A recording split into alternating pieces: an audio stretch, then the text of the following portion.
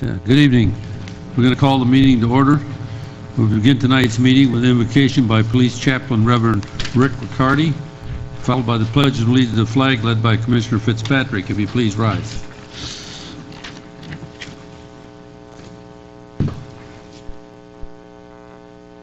Let us come before the Lord our God with humility and awe of his greatness. In his holy name we say, blessed are you, Lord, God of all creation. We thank you on behalf of those who are gathered here today. Thank you for your many abundant blessings.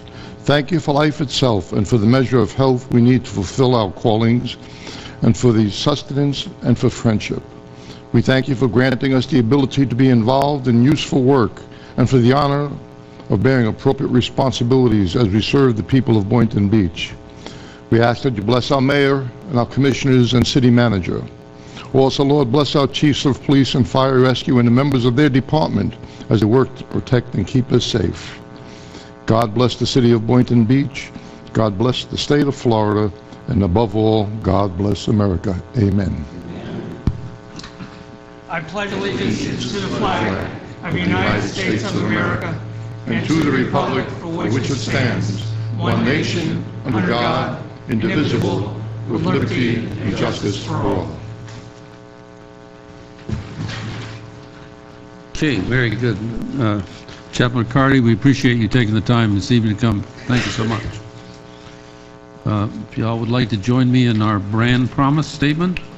It's time to take a look at Boynton Beach. Its business-friendly environment offers numerous opportunities and incentives for sustainable growth. Thank you. We'll go for agenda approval with any additions, deletions, or corrections to the agenda. Hearing none, is there a motion to approve the agenda? Second. I have a motion second. All in favor? Aye. All opposed? Show the motion unanimous. Take us to other informational items by members of the City Commission. I'll start this evening with Commissioner Casello. Thank you, Mayor. I have two things. I have a observation and then an announcement. It was on this date, December 3rd, 1999, that an event took place that changed my life forever. As a professional firefighter working that night, approximately at the same time as it is this evening, we sat down for a firehouse meal, talking and joking about the holidays and what gifts and presents each family's child was expecting. An alarm of fire interrupted that meal and conversation, and as we covered our dinners and made it to the apparatus, thinking it to be just another nuisance call. But that call changed everything, for it was the real deal that turned tragic. As we fought the flames, 6 brother firefighters perished trying to rescue 2 homeless people reported in the building, to be in the building. These men never got to return to the firehouse that night to finish that conversation and dinner, or return to their families in the morning. So my holiday message is, as we rush through our Thanksgiving Day dinners in anticipation of an early opening of a big box store, or rising early for a day called Black Friday, I would say to you, the most precious gifts are not tucked under a holiday tree, but the ones we tuck into their beds at night, or the ones sitting next to us on the couch watching an old movie. Let's remember the true meaning of the holidays. And I'd like to announce, this is my first time being elected to the dais, and it was to finish a term of a previous commissioner, and this year has gone by quickly. But yet, another election will take place this March for a full term, second term.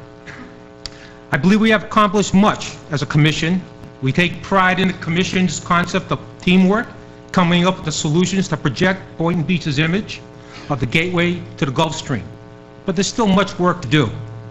So I'd like to announce my candidacy for re-election for District 4 Commissioner, and would like to invite family, friends, and neighbors to a kickoff campaign party to be held Monday, December 9th at the Boynton Beach Women's Club, 1010 South Federal Highway, between 5:30 and 7:30 p.m. Please come and join us. Thank you, Mayor. Thank you, Commissioner Casello. Thank you for your holiday message, and the best of luck in your campaign. Thank you, sir. My chance? Your chance, It's my chance. I'll hold off. I have issues to speak about a little later, so I won't pontificate right now. I'll do it later. Okay, Commissioner Merker. Vice Mayor Hay? We were blessed to be able to host the League of Cities of Palm Beach County at Benvenuto on the 27th of this month. That was very informative, and one of our leaders from this great community, Chamber of Commerce, was one of the speakers. And our mayor also gave a tremendous welcome to the county officials that were there, and job well done. I was very proud of Boynton Beach on that occasion. The comment that I kept hearing was that they'd never witnessed, some of them, never witnessed that type of service, and the people were so nice. They were serving them all at, you know how they do at Benvenuto, they serve at the same time. Eyes were this big. Oh man, this is special. So we really rolled out the red carpet, and the comments that I got was that you guys have set the bar very high here. We're going to have to go some to beat this. But Boynton Beach is on the move, and I expected nothing less than that. And I just want to shout out all of you who had a very happy Thanksgiving. My wife and I went over to Tampa and spent time with our son-in-law's family for the first time. That was an experience. I was a little concerned about the cooking, but I must say that it turned out very well, and we had a great time. Bless you, and we'll look forward to the season. And this coming Saturday, don't forget the parade that is going to be commencing at 5 p.m. And after the parade, the Christmas parade, we're going to have the big extravaganza that CRA is sort of putting together. And this year, you're going to be able to dance. Now, if you recall in the past, we had the stage and then a bunch of seats. Well, this time they're going to have a stage, a dancing platform, rather, right below where the stage is. So, you know, so people like Ray Whiteley can really cut a rug, you know, and do his dance. But it's promised to be a great time. We want everybody to come out and let's enjoy this season. It's family time. Thank you. Mr. Fitzpatrick. 2 weeks ago, I had a midterm, so I couldn't make the first part of the meeting, so I got here at 7:30. And the lights were off. So from that, I conclude that the reason the meetings run so long is I talk too much. So this week, I also attended the League of Cities meeting, and I'd just like to commend the mayor on the way he was given a chance to introduce, say welcome to Boynton, and he hijacked the meeting and listed a lot of things that are accomplished in Boynton, which sounded very nice. And the other thing I attended last Wednesday, was before that, I had a meeting with County Commissioner Mary Lou Berger, talking about the 4 acres on the north end of Lake Ida Park, which is undeveloped and up for sale. And I talked to her about the city purchasing those 4 acres of lakefront for a park, which to me I think should be named, going to that some other time, Warren G. Grimes Park. And I said, how about $100,000, and we'll give you a thing saying if we ever flipped it, the county would get the rest. And she didn't give me a yay or nay, but sounded positive. So I'm going to go back and talk to other county commissioners, and maybe in January bring it before this commission. That's all. Thank you. Just a couple of things. On November 20th, myself and some other commissioners met with our representatives and senators from Tallahassee at Atlantis. We were able to have one-on-one, face-to-face meetings with them and give them what our concerns were for our cities. That went very well, I think.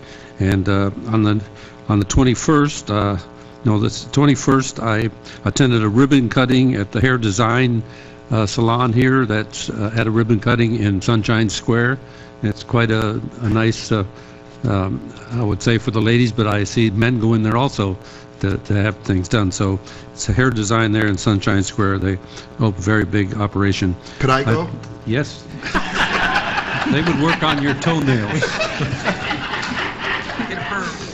They have They actually, they can take 150 students. They have 60-some students going through right now, getting their license to work in hair design, but they got 60-some working there. So there's a training place also. Then on the 21st, we also had the putt-putt around with Sister Cities.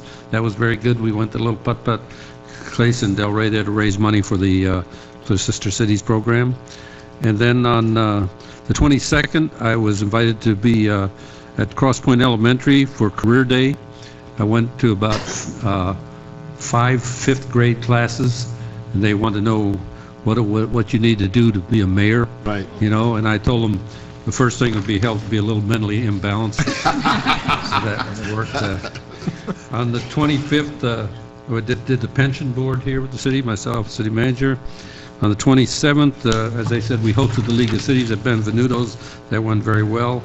And on Sunday, December the 1st, I was invited to the Bible Church of God to talk about our team of hope. And it really was great to be able to get that out to let the people there, local people, know what we're doing. Two last things I have is I want to compliment our police department on some fantastic police work the last few days. Catching the 2 cat burglars that have been terrorizing our city in a lot of different areas in our city. You caught them. And to catch the 2 people that were trying to burglarize our Wendy's. And what was so good about it, I think, is these same guys burglarized the Wendy's in Boca. Our police force were listening to that, I guess, on the radios, and figured, and then they said, you know, sometimes these guys try to hit 2 or 3 in a row. So they staked out our Wendy's on Federal, and guess what? Sure enough, these same guys show up and try to do ours, and they got them. So we just have some tremendous police people there.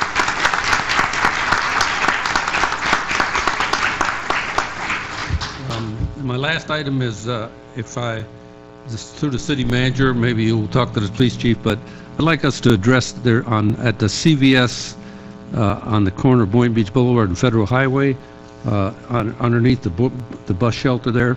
Some homeless guys have set up housekeeping there. They're there every night. They've brought out their bedding and everything else, and they're sleeping in there, and they're leaving beer cans around. It's just not a good thing, and I think we need to address that, and that's not something our city wants to present. So if you could look into that for me, I'd appreciate it. That's all I have. Mr. Mayor, Yes. can I pull 6B and 6C from the consent agenda? Yes. Thank 6B you. and 6C? Thank you. Absolutely. Okay. Okay, that'll take us to anything else from the commission? Seeing none, we'll go to announcements, special events and presentations. Wally Majors, our Parks and Director, is a presentation of the plaque to Rick Blue in recognition of being selected as the Grand Marshal for the 2013 Holiday Parade. Good evening, Mayor, Commission, ladies and gentlemen. Wally Majors, Recreation and Parks Director. As I invite Mr. Ballou to join me and the Mayor to present the plaque, I just want to echo again what the Vice Mayor already announced, that the parade is indeed upcoming Saturday. It starts at 5 o'clock. Following the parade at about 6:30, we'll be lighting our tree. And at 7 o'clock or approximately thereafter, we will begin our concert by Orange Sunshine. I also want to announce that our boat parade is coming up on December 13th. The activities begin at 5:30 with pre-party.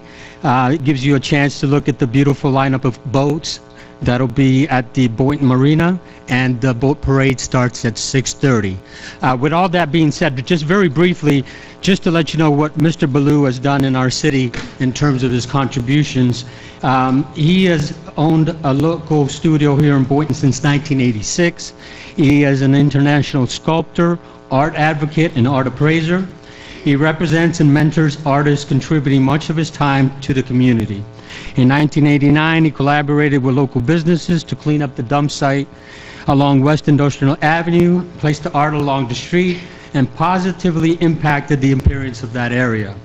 He lobbied to have the area designated as the Art District, and today it is a thriving contemporary art scene with monthly art walks, attracting artists and visitors from all over South Florida. Rick was one of the founding members of the Arts Commission and major contributor to the Art in Public Places program. He still provides his support to the program and continues to volunteer his time to build this program. In 2013, he volunteered his services to the first in the nation International Kinetic Art Exhibit and Symposium, Rick Ballou continues to be a valuable asset to our community. With that being said, I'm going to ask the mayor to present Rick with this plaque and any comments you may have. Well, Mr. Blue, there was others that were nominated for this, and so there was a choice to be made. But it's because you came out on top because of the contribution you've made to this community, taking the time and effort for where you live to make it a better place. And that's why it was easily that you came out on top, and we want to respect you and honor you by making you the Grand Marshal of this year's parade. Thank you so much from the city of Boynton Beach. Holiday Parade Grand Marshal.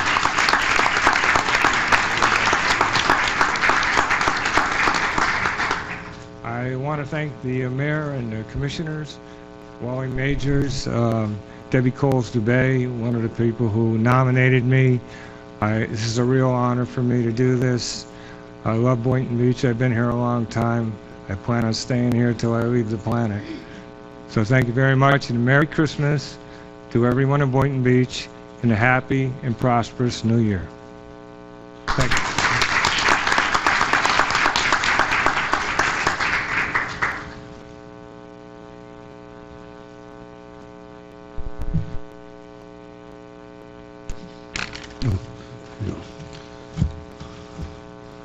Okay. Now we're going to public audience. Ask anybody in the public who wishes to address the commission may do so at this time. We ask that you come forward, give your name and address for the record, and try to limit your comments to 3 minutes.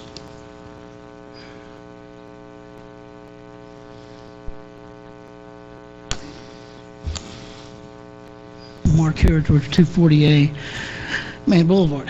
I have two items that I want to talk about. The first one is the downsizing of citizen involvement that's occurred over the past year. This past year, the city has done away with the Special Events Ad Hoc Committee. When it was formed, there was no funding for it, and because of sunshine, they really couldn't do much, so it went back to staff. P&D, the stuff that's going to the P&D board is so little, and most of it's being done by staff, that many P&D meetings have been canceled because of lack of an agenda. You also have now a special magistrate handling code lien reductions. You're contracting out to one individual and saying to the 7-member code board that that one individual knows more than the code board. These people that are sitting on boards are volunteers. They do it for nothing. They do it because it's public service. We used to give them, the people that served on these advisory boards, we used to give them a dinner and a certificate of appreciation every year. But due to funding, we cut that out. I understand that these things were done for more efficiency and better customer service, and in many regards, they are. But in some regards, it's been a slap in the face at the people that pay the bills, called the taxpayer. I've sat back, I've watched this. I understand that we're going to be looking at other advisory boards. You're going to do away, hopefully tonight, with the Community Relations Board, which has been absolutely ineffective for 3 years. You should have done that 3 years ago. The second item that I mean, you know, look out Arts Commission, look out Library Board, look out Parks and Rec. They're coming after you too. The next thing I want to talk about is how we have a tendency in the city to settle lawsuits. We don't win them, we settle. We pay people out. Sometimes it's because of employee errors and stupidity, and we've taken care of that, and we've fired those people, and we've moved on, but we settle. And I understand settling. You cut your losses. But sometimes you got to win a few to send a message that you don't take on Boynton Beach. Our citizens are tired of seeing 6 figures go out on an annual basis settling lawsuits when it could be going to improving our parks. It could go to putting more police on the streets, etc. I've held back, and I just got too frustrated on these two issues. And it's not a judgment on staff. I commend our staff. They do a good job, and it's nothing personal on the commission. It's just that these things the citizens see and they're not happy with how they see it. Thank you.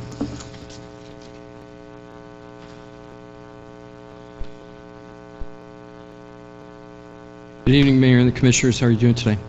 My name is Jim DePola. I'm a realtor for Keller Williams, and I'm here on behalf of one of the city employees who have a very difficult hardship they're trying to work out. I'm hoping to get some response from the city. Several years ago, they used the SHIP program, which is a program for people to help make housing more affordable for them. And he used this program and used some SHIP money in order to help buy his house. When the economy crashed, his house was worth very much less than what he paid for it, like many other people in the county.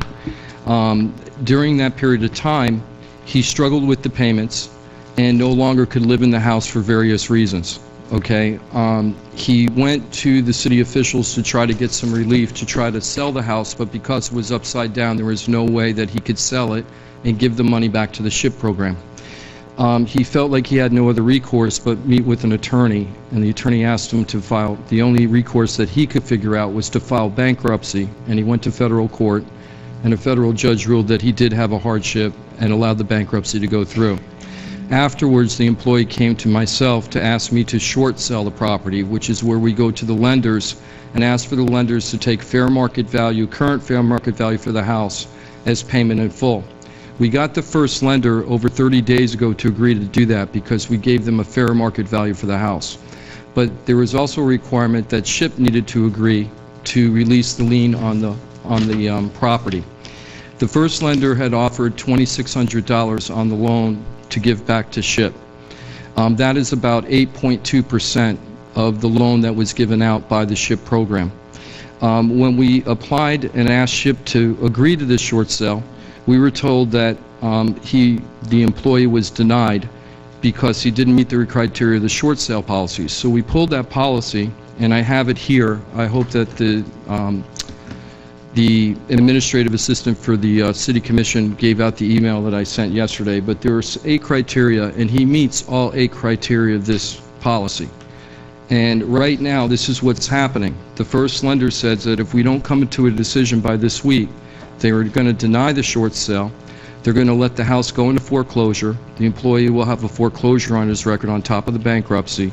And the city of Boynton Beach SHIP program will get no proceeds from the sale of the house. In this case, they're going to get 8% back. And I know 8% isn't a lot, but everybody took a loss here. And I'm hoping that the city would realize that this is basically free money to put back into the SHIP program.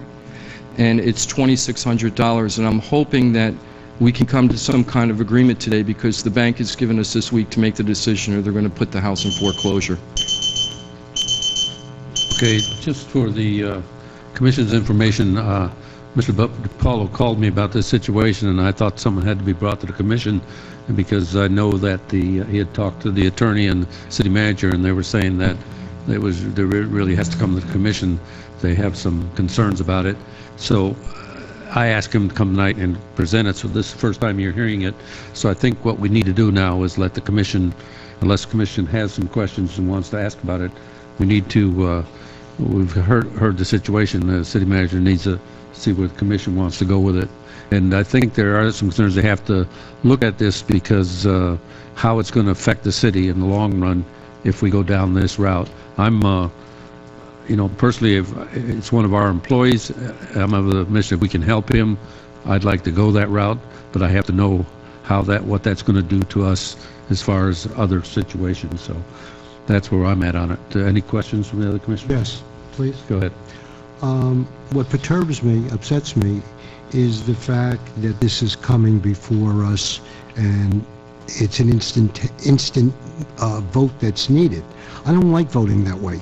I mean, you had the opportunity to sit down with this gentleman and learn a little and look into a little. No, I didn't. I had a phone call from him, and that was yesterday. I said, we'll come to the commission. They're on some kind of a timeline. We're not. It's up to you guys and take as long as you want. You don't have to I said, we may have to go back and sit with the city manager, you may have to sit with the city manager and city attorney and see what the options are here. No, So- but what I'm saying is, and I think what I said is valid, you spoke on the phone, sitting on the phone, sitting in person, you're still having dialogue.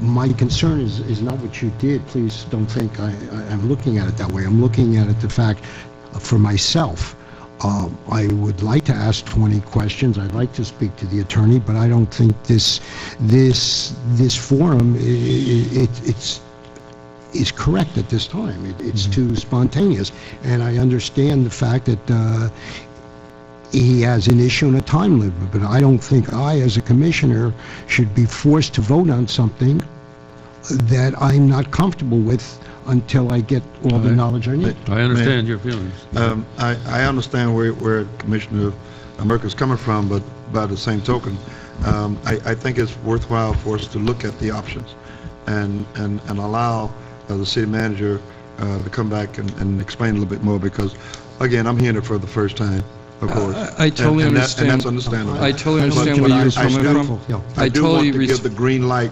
to go ahead and give us some more information as to what this entails. And then I can make an intelligent We're decision. saying the same thing. I totally understand. meeting. We have met with, the employee has met with the city attorney and the city manager and the SHIP program people, and I've talked to the city attorney one time. What we were told at the time is that the basic issue here is that they felt that there was no hardship, which was one of the requirements in this, in the policy that the city has. And I have the policy right here. It's a one-page policy if you'd like to see it. But what I explained to Mr. Cheroff at the time is that the hardship was already documented in federal court. I don't know how much you guys know about bankruptcies, but I'm an expert in distressed homeowner situations. Judges do not agree to a bankruptcy unless there's a valid hardship. So the hardship was there, and when I explained to Mr. Cheroff that the hardship was there because a federal judge had ruled it, what Mr. Cheroff said, he says that he understood that, but that wasn't the policy of the city, and that maybe the city should recommend changing that policy. Possibly, he didn't say that he would bring that before the board, but it was talked about. It just seems to make common sense for me. I'm not asking you to vote right now, and I understand you need time. Let me, But Right. but the thing is, just common sense wise, I'm going to close out over 70 short sales this year of people that were upside down in their houses and lost it. I know there's a lot of prejudice with people on the outside who haven't experienced that, thinking that people are just walking away from their homes. I can guarantee you that if you do the research on this particular case, this is not the situation. He was in a very, very tough situation, and he didn't even have to come here. He could have just let the bankruptcy happen, and then the city has no legal right to, or the first lender has any legal right to come after him for the money. The reason why he asked to short sell the house is he felt bad that the city had given him money and he couldn't pay it back. So when I explained to him, when he called me because he knew I was an expert, and I said, look, we might be able to get some money back for SHIP because the second mortgage, the first mortgage usually gives the second lender about 6% of what the mortgage is. In this case, they gave 8%, a little over 8%, which is what the guidelines say in the city documents. We do have until probably Thursday to Friday at the latest because of the holidays to get this done. I don't want to blind send anybody here, but this is free money for the city. Okay, By let me suggest rejecting this. this, it's almost like taking $2,600 and burning it, taxpayer money. Let me suggest this. They're hearing it for the first time. We're going to let the city manager and city attorney contact each commissioner and kind of get a consensus where they're at, and they can, I think we can get back to you by Friday. Is that right? Good idea. Late Thank you. Thursday, Friday? You can talk to the commissioners individually? Well, certainly the manager or I could speak with the commissioners individually, but the commission cannot make a decision in that manner. And although you've heard some very compelling statements about the fact situation, there is a policy that this city commission set with regard to short sales. There is a policy that requires a specific type of application and the presentation of information that's done administratively. That has not happened. And this is not an action agenda item tonight. This is a comment at public audience. So without regard to what the deadline is for the applicant and the employee, you still have a process that you have to honor that has implication with respect to a whole host of people standing behind this gentleman in line. We It's not had- the only one that has the situation that's been explained to you tonight. We had been meeting with the city officials for several weeks, if not more than a month, trying to get this resolved, and we didn't get the short sale policy until last week. So we didn't even know that there was a short sale policy. We knew about the ship policy, so we've done everything we can, but we didn't find out till late last week, maybe Monday, okay, that there was even a short sale policy, how to conduct the short sales. I did a little extra research because nobody wants people to walk away from a house that's upside down for no reason, just because it's upside down. According to the ship department, there have only been 3 requests for short sales under the ship program. 3 of them have been approved, but they have not closed. This one is approved and ready to close. The bank has a very tight deadline on when they close. And the city, the big picture here is the city's losing out money that they could put back into that program.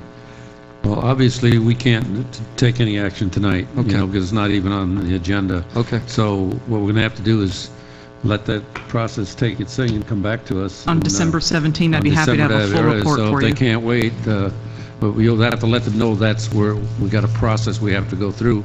If they want to wait for it, we'd be glad to try and work with I'll them. definitely request the lender to give us consideration. That's the best I can do. That's the best I can And if you do. need some assistance from the city's point of view, I'd be happy to talk to the lender or the lender's counsel about the timetable that the commission must honor to address an item like this. That would which may be take awesome rounds. if we Be can happy get to just do a that. little letter, Jim. That would be awesome, just so we can send it to the bank. I think that would be very helpful in delaying the foreclosure. Just call me tomorrow with the information. Okay, thank you, Jim. Thank you. sir. Bye-bye.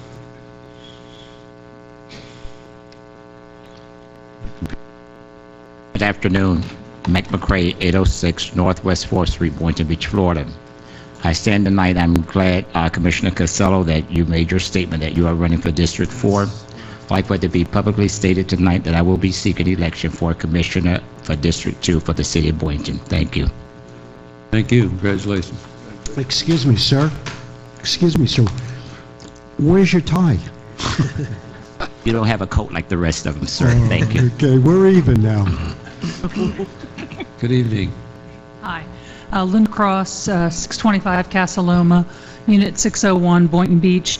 I just wanted to mention something to the commissioners that today the Board of Marina Village, I'm a treasurer of the Board of Marina Village, received a letter from the City of Boynton Beach Development Department approving a tattoo parlor going into one of the commercial unit spaces at Marina Village. And I really find it hard to believe that after all the money the city's spending on making the Boynton Marina this really nice showplace, that we're going to allow a tattoo parlor. But I want to let the commissioners know that the letter was dated from the Development Department September 19th, and we received it today. It's interesting. Yeah. Trying to find out where that happened. First I heard of it. Yeah, first I'm hearing of it. But do we really have a September right to... 9th. Yeah, but I'm but saying, but September 19th you're to the now. smart lady that's the CPA, right? Now, I remember you. Okay, I remember. Good evening. Hi. Distinguished Mayor, Vice Mayor, and distinguished Commissioners, my name is William Spellman. I live at 12375 Military Trail, Boynton. I started a company called Cape Cod Lobster Roll Company about 4 years ago and started out doing green markets. And I progressed to doing all the major shows, Sunfest, Mardi Gras, Pompano Seafood Festival, and the like. So a year ago, I had an opportunity to buy the State Fire Marshal's Command Center, which was his rolling office. It's a 1978 Bluebird Wonder Lodge, 31 feet. And I have a packet that I made up. Nancy Byrne got in touch with me today and told me that this meeting was going on tonight, so I hastily whipped up a little packet for you. I guess there's some restrictions on the size of a food truck. Basically, this thing is first-class quality bust. It's been taking me a year and a half to renovate it. I was thinking that what a great place to start would be Boynton Beach, and it's an attraction, and my products are all quality. I import fresh lobster every week from Boston. They fly it into West Palm Beach. I do lobster rolls, lobster bisque, lobster mac and cheese, lobster corn chowder, and regular clam chowder. And basically, I'd really like to do business in the city. First of all, because it's not far from where my bus is parked and where I live. But I think it would be a really great attraction. I take very much pride in the way the interior came out and the exterior and the graphics, and there are photos of it.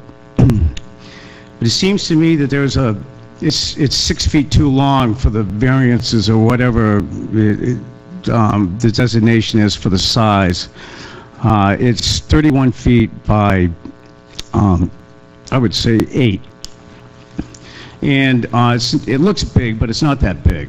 But it's not your average food truck. It's really something to see. And I pride myself in in being professional on every level as far as this business goes, and it's the most important thing in my life. And I've committed myself to this.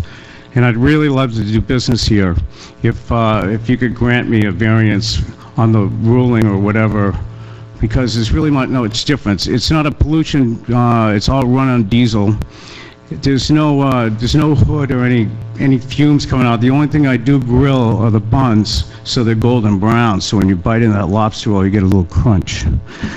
But that's basically it. I'm not going to waste any more of your time. And I'll just leave you here, and you can take a look at the packet and figure out what you want to do. Thank you. Thank you very much. Where do you live? Excuse me? Where do you live?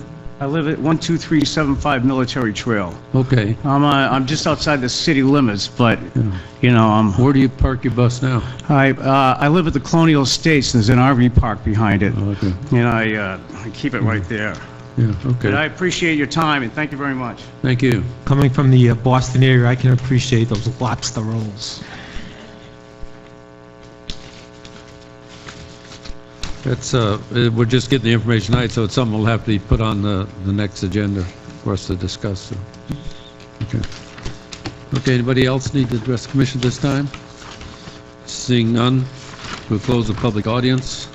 We'll go to the consent agenda. I believe you want to pull item B and C. Did you want to say something? Oh, there are no appointments tonight. There are no appointments, so we'll skip that.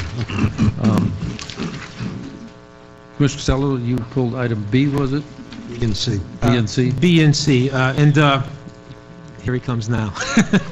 I just had a question on the silk screening for uniforms here. In the budget, in the 11-12 budget, was $19,000, and the new budget is almost $40,000. I was just wondering how we got to those numbers. Tim Howard, Director of Finance. I spoke to the warehouse manager today, and from 11-12 to 12-13, we've added a couple new commodities under this bid. So there are new items that were bought under this bid versus what was bought in 11-12. Also looks like that we've went through and replaced a lot of the green T-shirts that the employees wear during 11-12 or 12-13. And we also redesigned and chose a new polo shirt, which was a better quality, which was a higher price shirt during that same year. So you're seeing a result of a multiple number of items from 11-12 to 12-13. So we changed the ordering of... Yeah, we added a few more things that we didn't order in 11-12. Okay. We moved them from another bid to this bid. Fine. That's That's one of the things. All right. Thank you. Thanks. A motion to approve item I B. make a motion to approve that. Second. I have a motion second. Any other discussion? All in favor? Aye. All opposed? So the motion unanimous. And I Item pulled C. 6C as a new commissioner. It'd probably be more of an informative talk here. Is that this HUD grant money and how it's dispersed? And I'd just like to, if you just give us a thumbnail, without going into a lot of detail, but, as a new commissioner, I know we got like $463,000, and how that money is dispersed amongst the different groups. Octavia Sherrod, Community Development Manager. There is an established process. When we're informed as to how much money we're allocated each year, we have a formal process where we alert the public, and we have a public meeting. We talk about the process and let them know that there are certain expectations from the city that we're supposed to do for people who are low income. So different agencies respond to our grant process.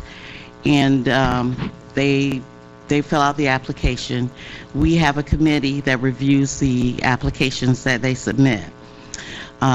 This year, the applications were reviewed by the Economic Development Manager, Hannah Matras, who is the city's economic planner, and an individual from the outside who was Beverly A.G., who also had some HUD experience.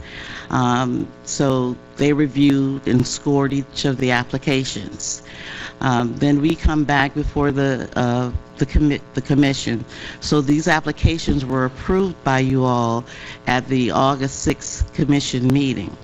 And annually we prepare an annual action plan that is submitted to HUD, where we follow their criteria and we let them know what we're going to do with the monies, and they review the plans.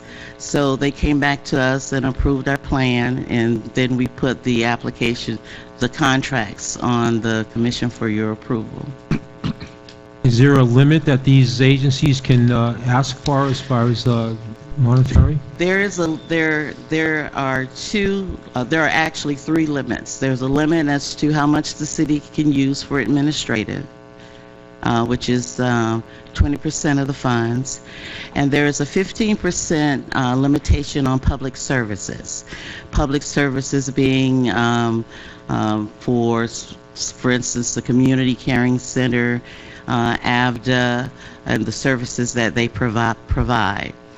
And then, administration and public services, those are the only 2 caps that there are limitations on. Does the list of applicants, does it change, or is it the same applicants year in and year out requesting? It's open to the public. Everybody, it's advertised in a newspaper general circulation, so we normally put it in the Palm Beach Post, and more recently we put it in newspapers for people who speak other languages, Spanish-speaking newspapers as well. So we adhere to whoever applies. Normally, in most instances, it's usually the same people, but we are required to provide certain services.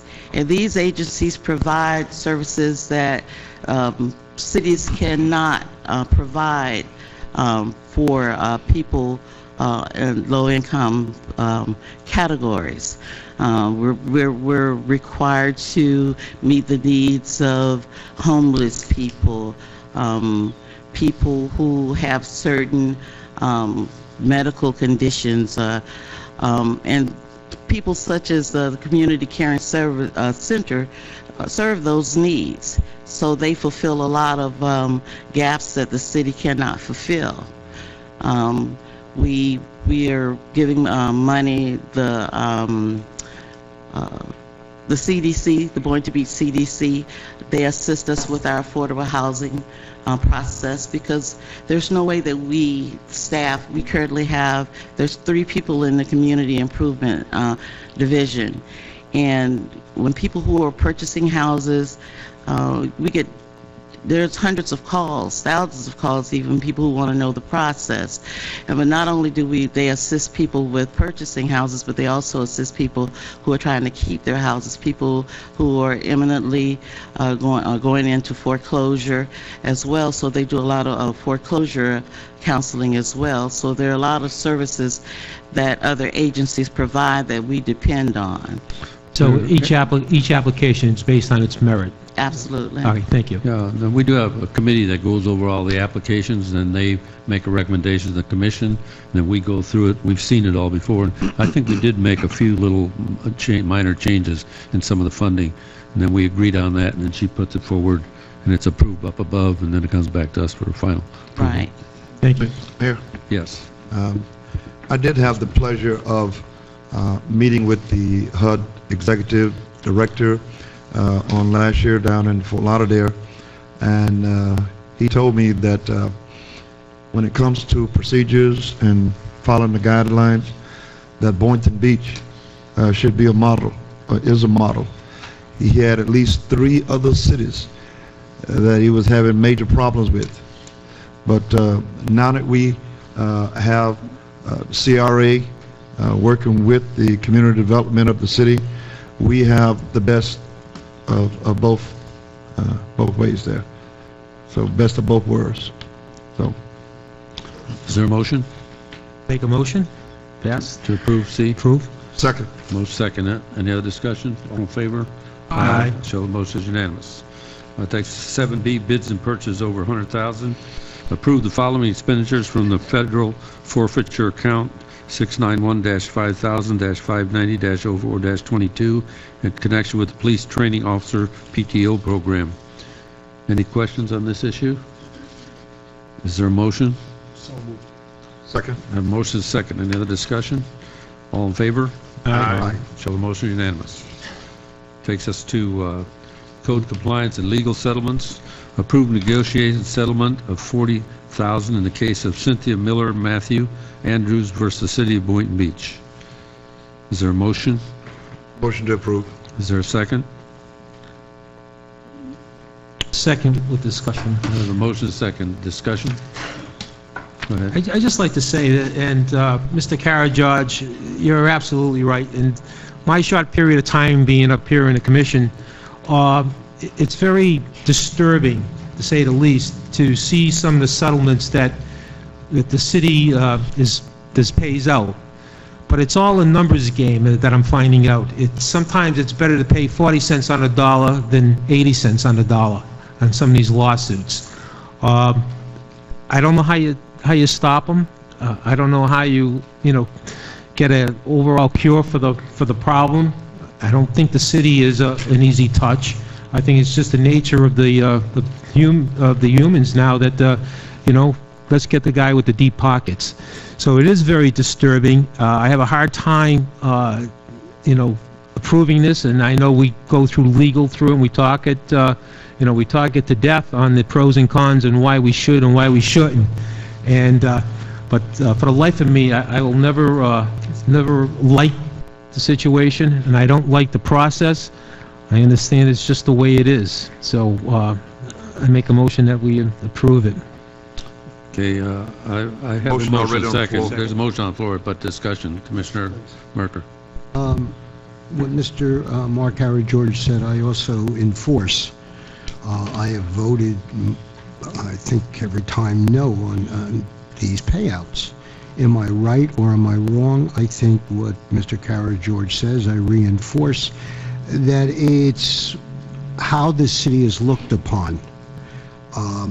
Personally, what I would like is I would like to have a special session, an agenda session, that I and the other commissioners can get a better understanding on whether or not to move forward or not. And what I mean by that is $40,000 is presented to me. Well, I consider that, why is this person deserving of it? What's the pro, what's the con? When someone challenges someone in the arena, all it is a challenge. The two people have to get in the arena and then fight. Often, if you think back to your youth, sometimes the guy that was the bully when he had to go into the arena chickened out. The point I'm saying is, we are the city. We are not the little guy. We're not the bully, but we're what should be represented legally, consciously, and what's right for people. So what I'd like to see is a special meeting, Mayor, set up so there's an understanding of all of us on the commission and understand the feedback on what the attorneys think and what the city manager thinks and any other department, code department, gets involved, because I don't like voting like this. Well, I don't have a problem with you having a meeting to understand how the system works later, but for this thing tonight, we need to settle, I believe, and I can tell you that if you read the background on it, you'll find the woman was suing the city for $375,000. The gentleman involved was suing the city for $175,000. It went to the judge, went to mediation. They said try to settle it. They went back and forth. The problem you have is you can fight it, You can go, what happens is, even in this case before the judge, the woman broke down in tears, cried her eyes out, talked how she lost her job, and her husband said he lost his job, he had to go to the doctors, spent all his money on doctors. Turned out the real fact is he'd lost his job a year before this incident took place. So there was a lot of stuff that we're probably in the right on, but in order to prove ourselves in the right, it will cost us something like $175,000 to go there and make sure that they let that, even if we win. But I'm going to tell you that juries are not very sentimental, are very, when it comes to a city versus an individual, they seem to side, the history shows they side with the individual. Even though it may sound ridiculous, they seem to side, well, the cities, let them, throw them some bucks. It's easy for the jury to do that. So our risk management people worked their hearts out and worked hard to get it down to $40,000, which in the long run, we save. Now, if you don't want to do that, we can go out and prove ourselves right for $175,000, maybe. But we may not prove ourselves. They may win a lot more than that. And my only question is, to your rebuttal, is the fact, don't you find it somewhat interesting and amusing that from $300,000 they're willing to settle for 40? I think that was Commissioner Casello's point, is where do you draw the line? And I'm not disagreeing with anyone here, because I don't think it's a simple yes or no. But what I'm saying is there should be some type of game plan, if that's the right terminology, Jim, that how and why we should think that we should just give money, and that's it. I think the game plan here is to listen to our legal department along with the staff recommendation and everything. As I look at I concur with the mayor, by the way, on his comments, but that's what I was going to basically say. But when you read the background information, it clearly shows you the information that's at hand. And as already been stated, we don't fare too well historically, and that's been a proven thing here. So we look at paying out $175,000 just to get it there, and then you probably end up paying out over $500,000 in the final analysis, and you could have settled for 40. Now, if this commission is saying we want to start running that kind of a risk, then I think we really need to have a workshop. Win the battle, lose the war. No. No, I don't think that's a fair statement. I don't think that's a fair statement. It's not a fair... Hold on, I'm not finished. I'm sorry. I'm not finished yet. Okay. I understand what both of you are saying in terms of going from this big number to a smaller number. Maybe they're scared and all this kind of stuff, or maybe we can win and not. No, it's not going to happen. So I just feel that when our legal department, when our advisors, our staff has studied this thing, looked at the ins and outs, I accept their expertise in 99% of the time. Okay, there may be those times that I won't agree, but in this particular case, I agree with the recommendation. I concur with Commissioner Hay, and I'd like to call the question. But I think Ms. Katz wants to I'd make a like comment. to, thank you. David Katz, 67 Midwood Lane. I guess technically I'm not a party to this lawsuit, but I think sort of in a funny way I am, because I'm a taxpayer. I read the backup. The mayor mentioned that basically the plaintiff's attorney represented something, and go to find out in further investigation it was not the case, that they didn't lose their job because of what happened. They had resigned from their job a year before that, that the fellow who was arrested had left FAU a year before this, that this wasn't really what happened. And I kind of concur with Commissioner Merker that it's kind of funny it went from such a large six-figure to such a relatively, well, not small to some people, but in this case small, five-figure, from 375 and 100 and whatever to 40,000 inclusive of attorney's fees. And I guess what I'm saying is that this one doesn't pass the smell test to me as a taxpayer, and I guess you guys are going to go ahead and settle, and that I understand that. Maybe, one in the hand is worth two in the bush. But this one, to me, as a taxpayer, doesn't pass the smell test of one that should settle. It's obvious that that the plaintiffs were not forthcoming, that the plaintiff's attorney was not forthcoming, and it seems to me that a settlement of 40,000 is a bit large. I know it had to come to the commission because it's above 5, and maybe we should have countered with something a little bit smaller. I just don't think this one should settle, and that's just my humble opinion. Thank you. Thank you. Mayor, just a Yeah. side note, I believe the information I was given, the 2 officers that were involved in this incident are no longer Boynton Beach police officers, as a footnote. Yeah, well, I can tell you again, it might, we could maybe prove ourselves that we're right, but maybe I don't think 175,000 would smell better to the taxpayer than 40,000. So I'm willing to accept the recommendation. So I'll call the question, all in favor of approving the $40,000 in the case of Cynthia Miller Matthew, Andrews, the city of Boynton Beach, say aye. Aye. Aye. All opposed? Opposed. So the motion passes 4-1. Going to the public hearings, City Commission will conduct these public hearings in a dual capacity as local planning agency and city commission.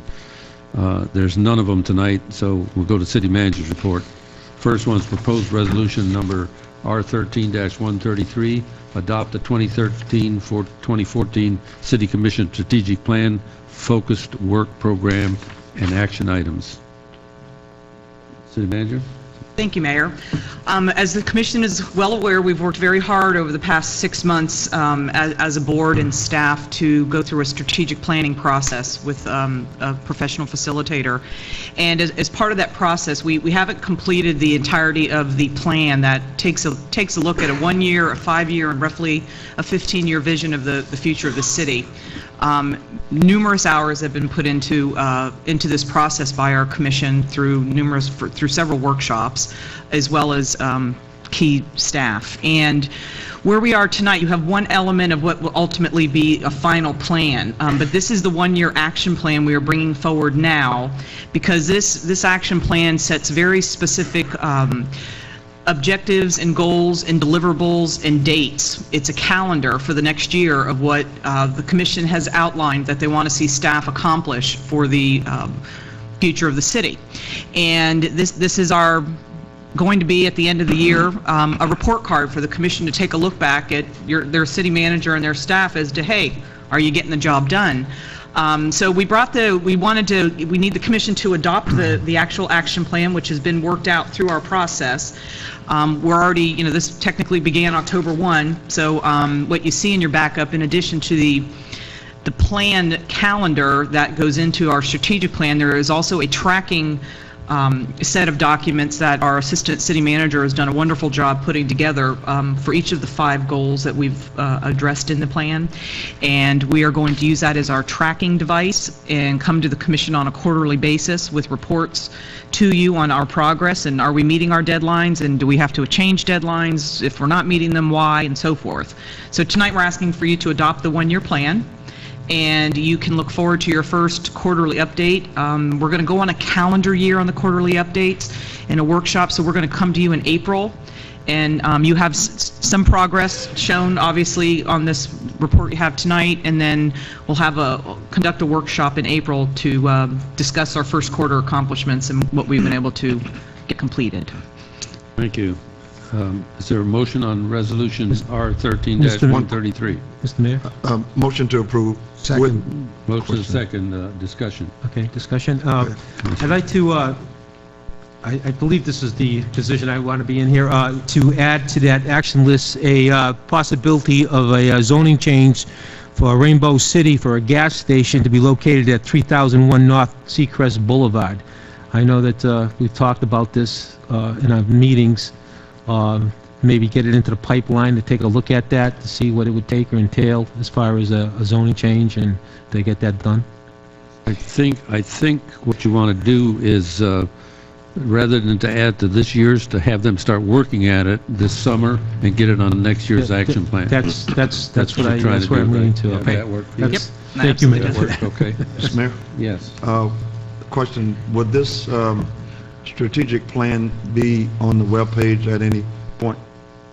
absolutely when we finish it. This is only a very small piece of about 10 chapters that you're going to get, hopefully, and I can't, we're struggling with the consultant with the holidays, and they had a death in their family, and so forth. So it's kind of delayed us a little bit, but I'm hoping in the next 60 days we're going to bring the final full document back to you, and it will absolutely be posted on the website and available for all the public.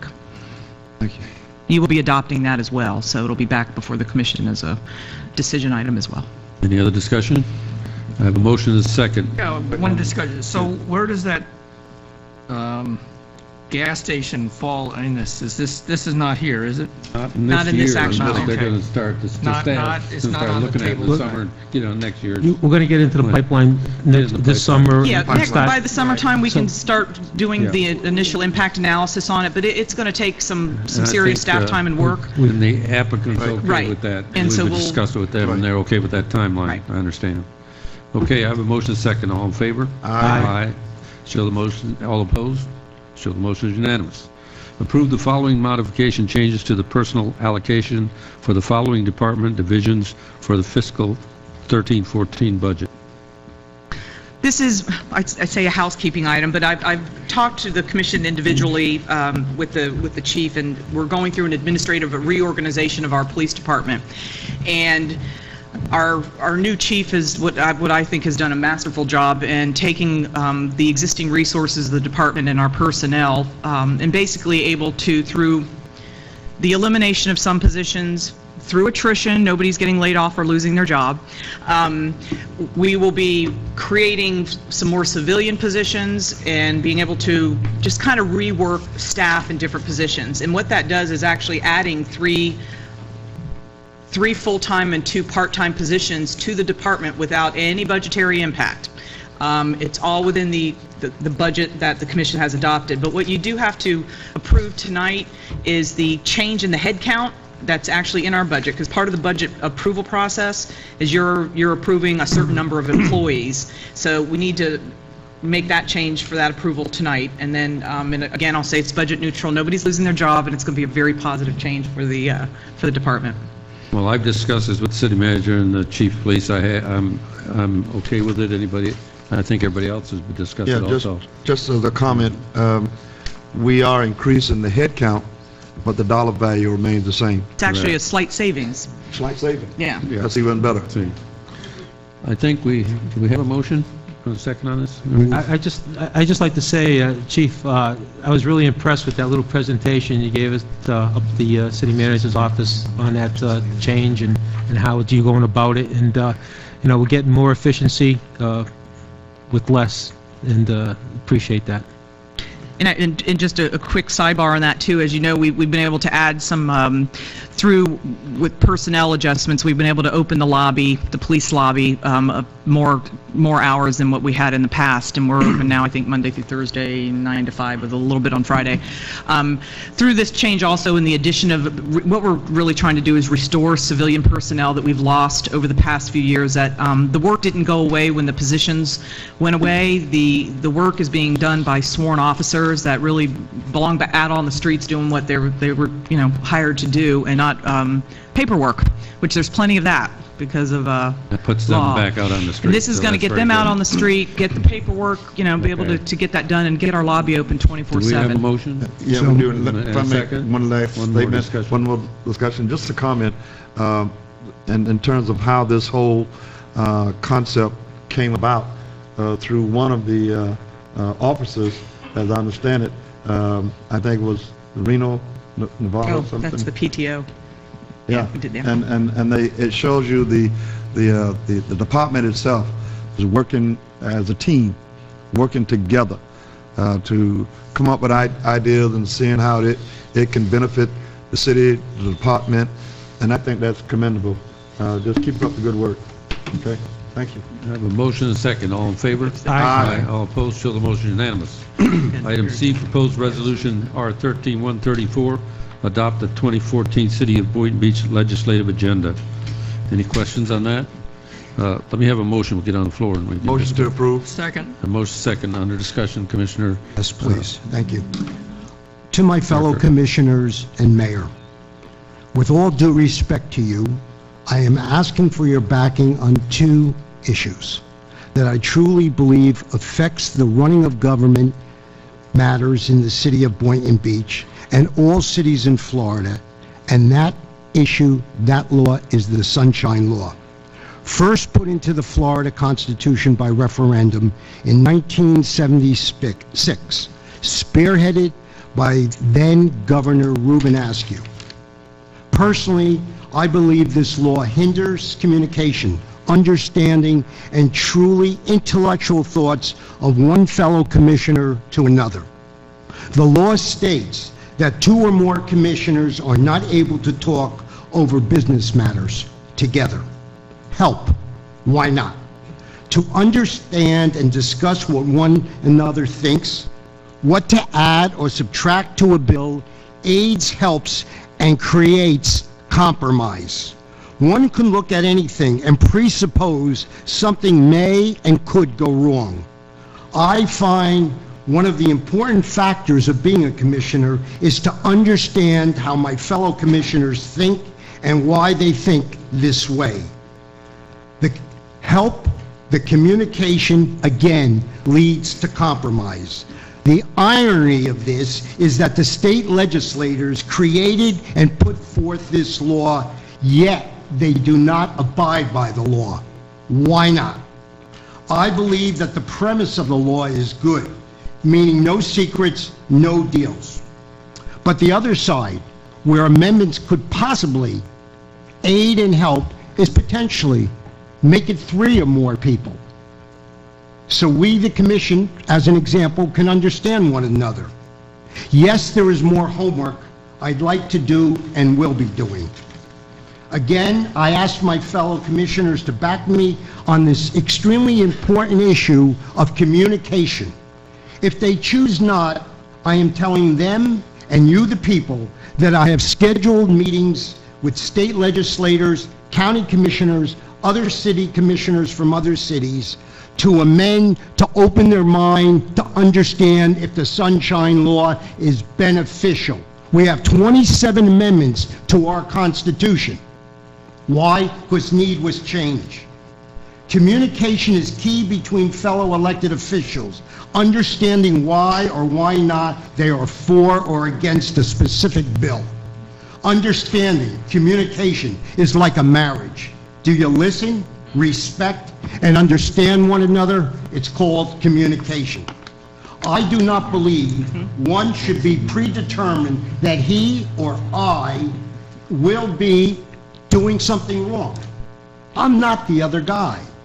The second issue, and I will try to speed up a little, which I brought up before, is term limits. I'd like to again inform my fellow commissioners and mayor and the people of Boynton Beach that I will be bringing up term limits. I'd like to have it on the agenda in January. Wait one moment, I have to interrupt you, because that was brought up and it was voted down, and you cannot bring it back up because you were not on the predominant side. Well, I asked the So we can't do it attorney, and I again. was told I could. Mr. Attorney, I believe he wasn't on the predominant side. There was no, I don't believe there was a vote on it, actually. No, there was not. There was no second to the motion that the commissioner had made. Okay. to discuss Okay, thank it. you. Okay, let me say it again then. I am informing the commissioner and the mayor that I'd like to bring this forth in January 2014. Last time I brought it to the kitchen table, not a word was said. Why, which was just confirmed, I do not know. I decided to bring this matter up again in January 2014. Again, I will be talking to state legislators, county commissioners, and city commissioners. And most important, I look forward to bringing it to the people, you, the citizens of Boynton Beach and others. I look forward to such a discussion, as history is a place to learn from, but time is to live in and then to move forward. As President Thomas Woodrow Wilson stated, a law is amendable, changeable, just like the human mind. Hopefully always inquisitive, wanting to learn and move forward with each generation needs, wants. Timing is everything. Timing is that important. Why let a productive mind, a creative, intelligent person move on in the night when he could awaken in the morning with new ideas, knowledge to be expressed and learned? by all as we move forward each day and year. The wonderful thing about our laws, our constitutions, is they are amendable.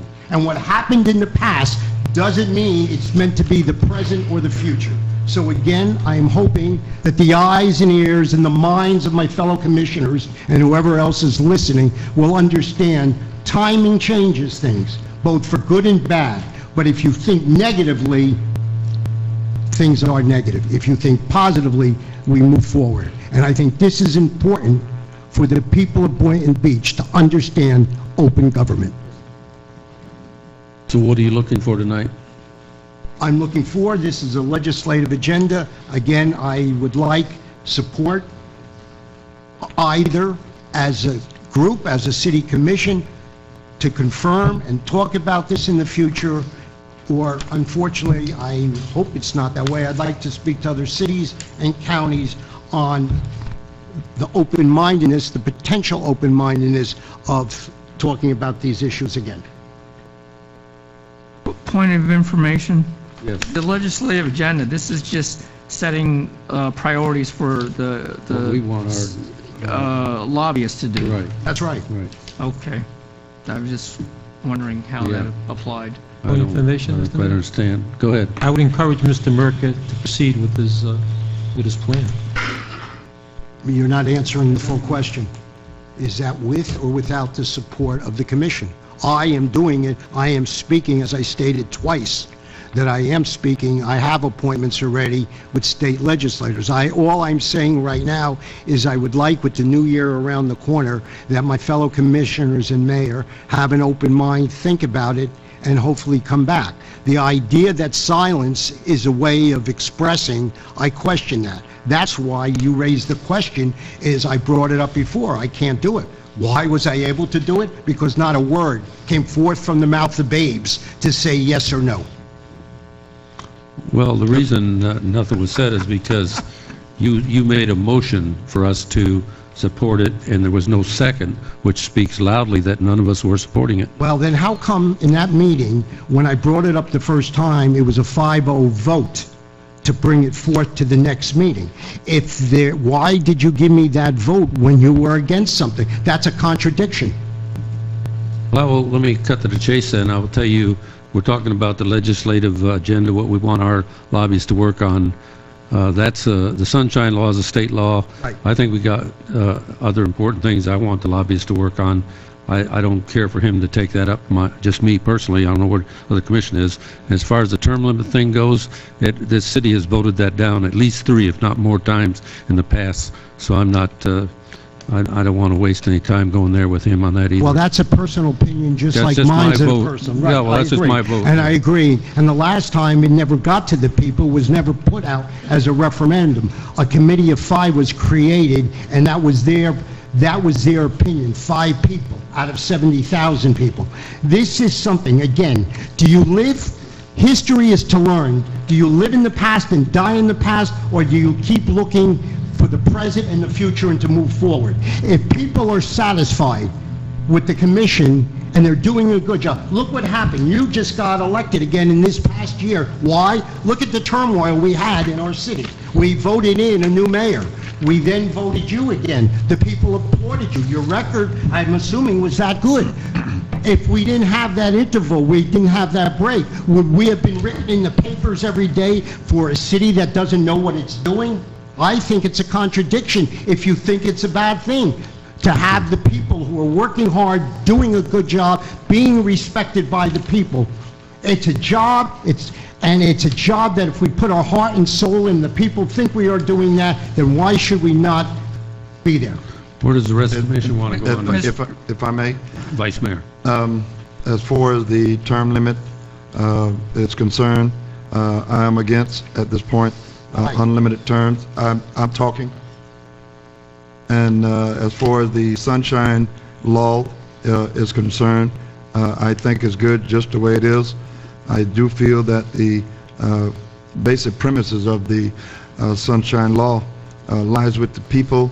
I've seen too many cases where there's been meetings before the meetings, and decisions have been made, and I think there should be more transparency in government rather than close those sessions with commissioners.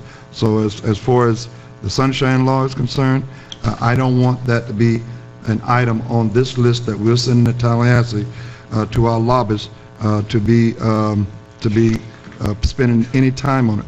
I think we up here as servants, we are servants to the people, and the more transparent we can be, that is what I'm for. And when you start having commissioners or whomever talking together, making their minds and strategizing, I think you corrupt the decision-making process, and I think the people elected us to have some intelligence to be able to take the background information and make a decision, ask our questions when we have questions to staff and get the answers, and come here and make an intelligent, informed decision based on the information that's presented. I don't want a situation, and I'm not going to call any names, but I can tell you this, that there are dominant personalities, and those personalities have a tendency to control certain individuals. And I guarantee you that if you start talking about no sunshine law, you're going to have even more corruption than you have now. So I am not in favor of trying to spend time on this sunshine law, neither the term limits. Excuse me. Fitzpatrick, let me go Okay, down and I'll all come right. back. Okay. The allegation that state legislators are circumventing the sunshine law, of course, I have no idea if that's true, but even if it is true, that's two wrongs don't make a right. So I am not in favor of getting rid of the sunshine law, and I would not support putting it on as a legislative agenda. The city of Boynton Beach should be lobbying against that. Commissioner Costello, Not in favor. not in favor? Lobbying for that. Okay, back to you, Commissioner. Marker. Number one, I did not say eliminate, I said amend. Different. I said amend it, so the thing I found fascinating by Vice Mayor Hay, because of the respect that the people have for him, my understanding of what you just said, the soul and the mind, you looked at initially as negative. Instead of giving the benefit of the doubt that a man and a woman that's created is an innocent babe. An innocent babe that learns. He learns from his mother and father. He learns from his friends. He learns from society. So to assume that someone is thinking negatively versus positively, I think is very sad. Okay, well, it's, four people don't want to go with those two items on the legislative proof is in the agenda. pudding. So. And it's they not fail. changing the law. It's It's not, amending. yeah. Okay. I do have a motion and a second, I believe, on R13-134. Is there, all in favor? Aye. Aye. All opposed? You for or against this? On this, My mind just went dumb. our Resolution 13, this legislative agenda, you for or against it? I'm for it. Okay, the motion is unanimous. Mayor, I'm not sure the record's clear who made the motion and seconded it. Would you mind? I'm sorry, is there a motion to? So for moved. 13. Second. Motion second. Okay, and it was 5-0 in favor. Got it. Okay, discussion on repeal of ordinance number 90-79, creating the Boynton Beach Community Relations Board and sunset the board. Proposed ordinance number 13-036. First reading. Is there a motion? Motion? Second. Motion second. Any other discussion? Please Yes, call. I have a little discussion. Okay. In that, I was, somewhere down the road, I believe there has to be an advisory board for a couple of things that could be interrelated. And I was thinking the Community Relations Board could have been added these duties, but it doesn't look like. Reading over the how it was put together, and the ordinance for it was not really acceptable. So I'm favor of sunsetting this. What I think in the future, though, is there should be a overall advisory committee to help keep the neighborhood associations going a little stronger and making a list of homeowners associations, so we have a current list of who's the officers and things of that nature. And then also, there is a, I can't think of the word, not a charity, what do we have that? Our foundation? The foundation, yes. There's a foundation that would be helpful in promoting various social events in the city, and I think there should be an advisory board that would have oversight on that and help promote that. So that's all for the future. So, but I'm just, I thought the Community Relations Board could work into that, but the way it's set up, I don't think so. Okay, thank you. Please call the roll. Yes. Yes. Yes. Aye. Aye. Mr. Mayor? Yes, May I ask, Mr. Murphy. I would like to change my vote on the resolution R13-134 to no. Okay, show that that motion is passed 4-1 instead of 5-0. Item E is discuss the handling the reports of deceased animals and removal of them from public streets. Thank you, Mayor. A couple meetings ago, Commissioner Casello had requested staff to put together some information and bring it back for the Commission's consideration on the handling of animals that have been run over or are roadkill for one reason or another. And I have Chief Katz here and Liz Rorich, our animal cruelty investigator. We came up with some ideas of what we can do, and they'd like to go ahead and present that to you. Good evening. Hello, Jeff Katz, Police Chief. Liz Rorich, animal cruelty investigator. I had it wrong. Let's go. Essentially, the matter before you at this point is we're requesting some guidance in terms of what level of service we will be providing. We do have a couple of options. One option is to contract out with a service. That service will allow us to call out someone to pick up roadkill, if you will. And it will actually return us to a level of service that we were once able to provide and that we no longer do provide. Our estimation for the cost of that service is far less than the hiring of even a part-time employee. We estimate it between $6,000 and $10,000 a year as an expenditure. And then, of course, the other option that we have is to not provide that service, which is certainly an option as well.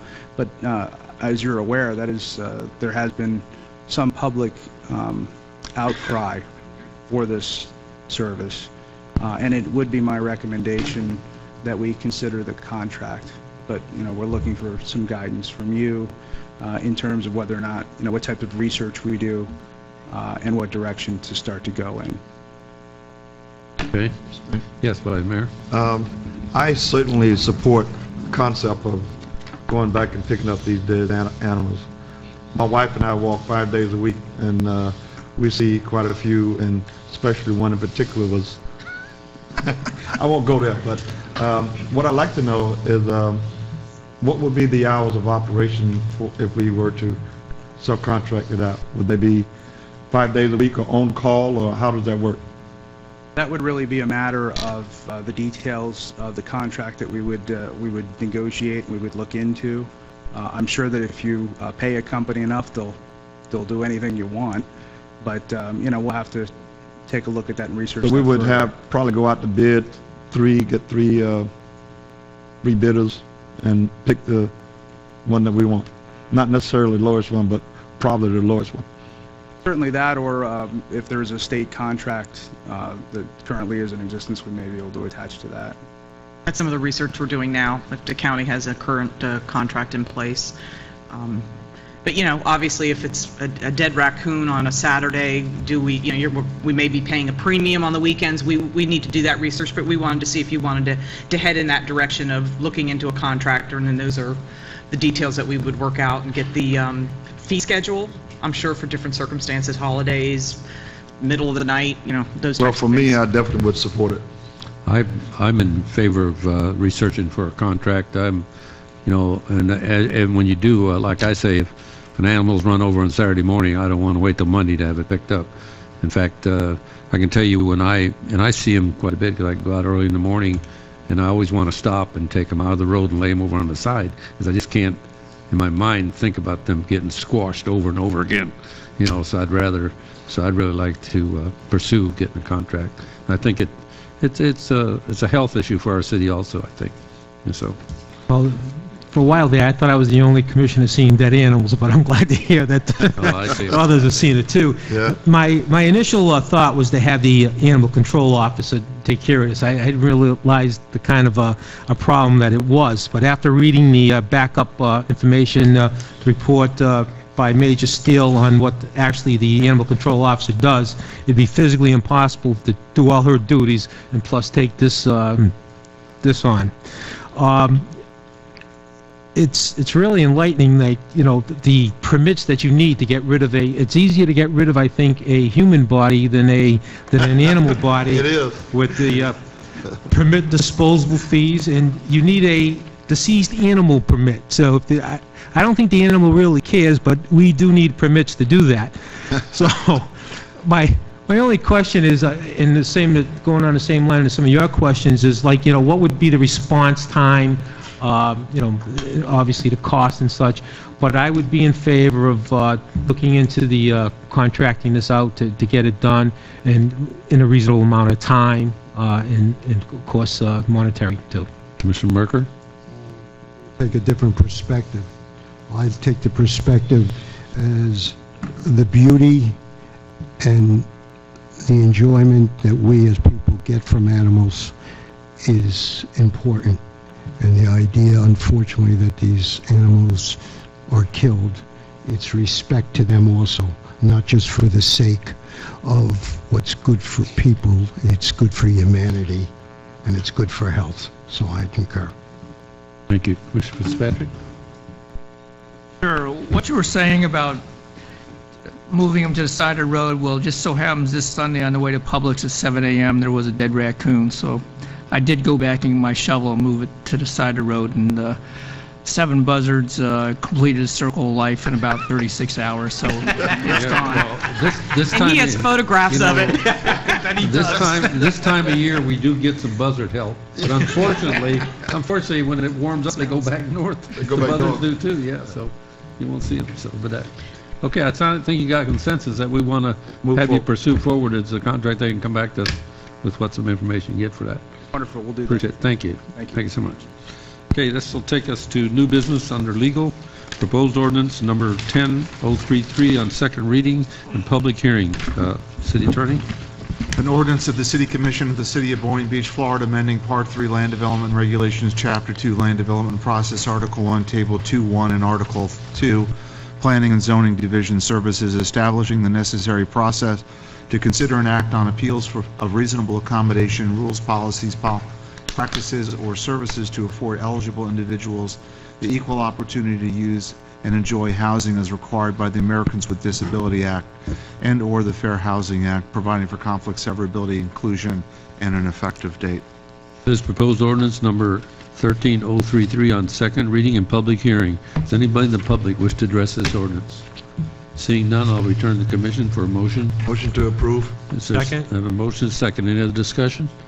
Please call the roll. Aye. Aye. Aye. Aye. Commissioner Merker? Yes. The vote is 5-0. Proposed ordinance 13034 on second reading and public hearing. An ordinance of the City of Boynton Beach, Florida, amending Land Development Regulations, Chapter 1, Article 5, Section 2, Workforce Housing Program, amending Subsection 1, Suspension of Program, continuing suspension of the application or enforcement of the Workforce Housing Program for a period of 1 year, providing for automatic reimplementation of application and enforcement upon expiration of the stated time period, providing for conflict, severability, codification, and an effective date. This proposed ordinance number 13-034 on second reading and public hearing. Anybody in the public wish to address this ordinance? Seeing none, return to the commission for a motion. Motion to approve. Is there a second? Second. I have a motion and a second. Any discussion? Please call the roll. Aye. Aye. Vice Mayor Hay, Aye. Commissioner Merker, Yes. Commissioner Fitzpatrick. Aye. Proposed ordinance number 5-0. 13-035 on second reading. An ordinance of the City Commission of the City of Boynton Beach, Florida, amending Article 3 of Chapter 18 of the Boynton Beach Code of Ordinances entitled Employees Pension Plan, amending Section 1855, the definition of annual earnings to exclude elements of pay per Florida Statute 112.6611, amending Section 18117, termination of services prior to eligibility for retirement to clarify payment start date, amending Section 18120, member records, status statements, beneficiary designation to expand classes of individuals to whom payments may be made at death in the absence of a designated beneficiary, amending Section 18127 to incorporate provisions of Florida Statute 112.6611 to add a clarification that drop members must terminate employment at the end of the drop term, providing for conflict, termination, severability, and an effective date. Proposed ordinance number 13035 on second reading, public hearing. Anybody in the public wish to address this ordinance? Seeing none, return to the commission for a motion. Motion to approve. Is there a second? Second. I have a motion, second. Discussion? Yeah, this is just following the state law. This is what's passed at the state legislative, and we're just following it. This conforms the ordinance that describes the local law plan to the required state statute provisions, and it has no actuarial impact. Thank you. Please call the roll. Mayor Taylor. Aye. Vice Mayor Hay, Aye. Commissioner Merker, Yes. Commissioner Fitzpatrick, Aye. Commissioner... Aye. Takes us to our brand promise statement. No, you skipped one. What? Didn't you skip E? That's our feature. Oh, I'm sorry. Those are our feature agenda items. They're not tonight. Those are in the future. Feature agenda items. Okay, yeah, I understand that. But we don't discuss them tonight. Not to say that they come up later. Our brand promise is breeze into Boynton Beach, America's gateway to the Gulf Stream. We stand adjourned.